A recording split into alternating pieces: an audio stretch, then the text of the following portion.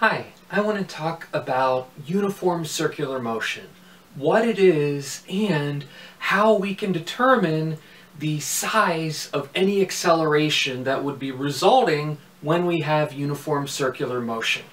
Now, when we talk about uniform motion means constant motion.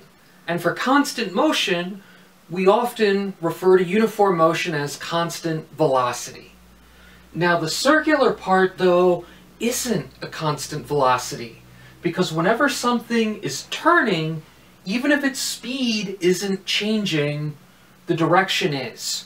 So uniform circular motion means that we have a constant speed, but our direction is continuously changing. So an object has to be traveling around in a circle. So imagine that I was whirling a stopper on the end of a string, and I snap a picture of that.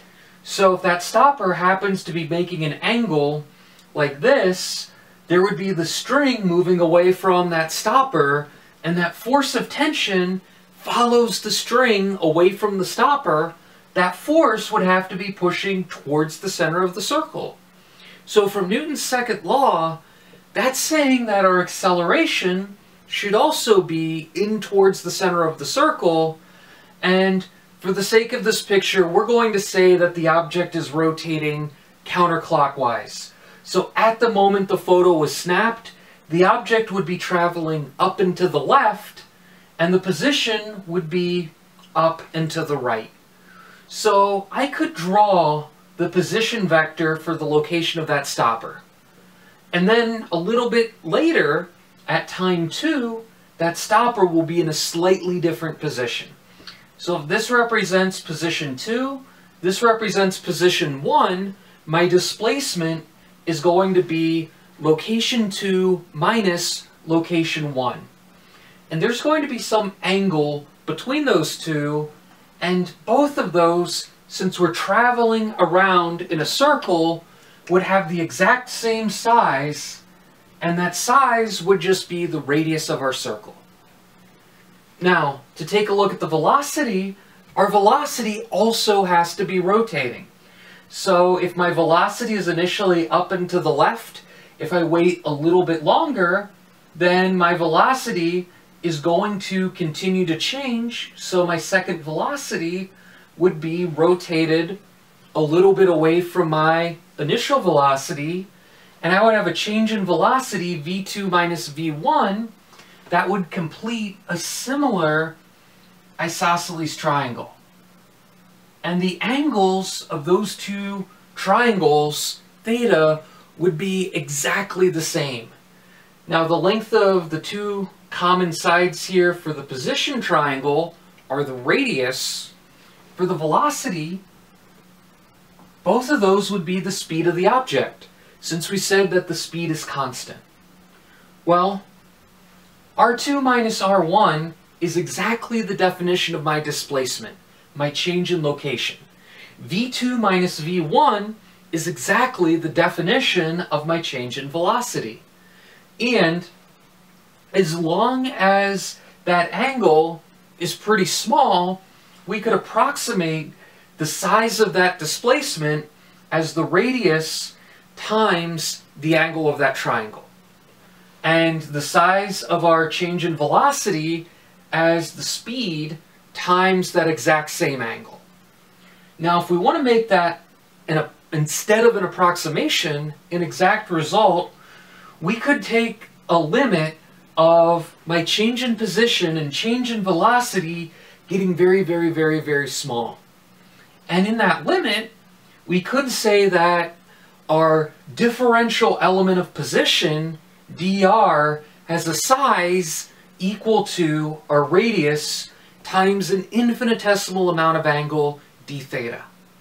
And our size of our velocity differential, dv, is going to have a size equal to the speed times that exact same infinitesimal change in angle, d theta.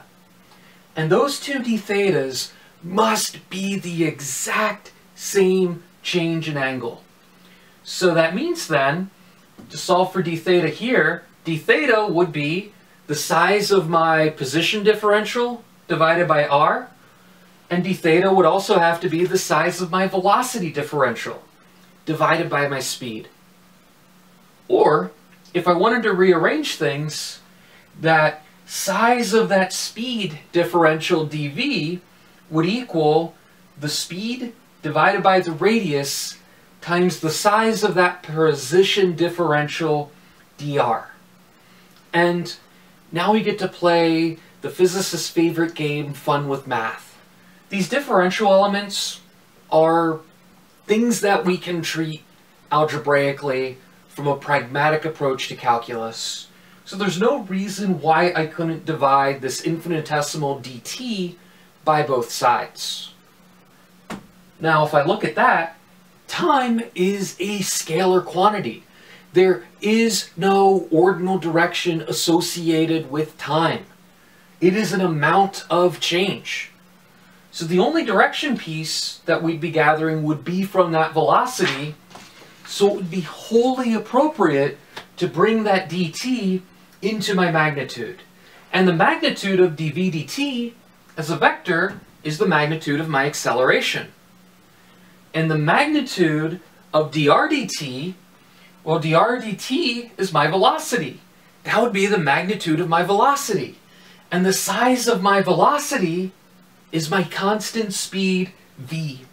So what that says, when I have uniform circular motion, which is also referred to as centripetal, centripetal motion, our centripetal acceleration is equal to our speed squared divided by our radius. And centripetal means center seeking. Our force is always in towards the center because that velocity keeps getting shoved in towards the center.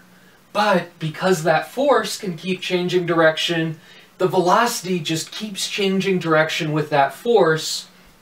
So position and velocity always form a right angle if we have constant speed and changing direction, and our velocity and acceleration always form a 90-degree angle in that same situation. And our position and acceleration vectors are just 180 degrees opposite of each other. So our position heads out from the center, our acceleration is in towards the center. Center seeking. Thanks for watching.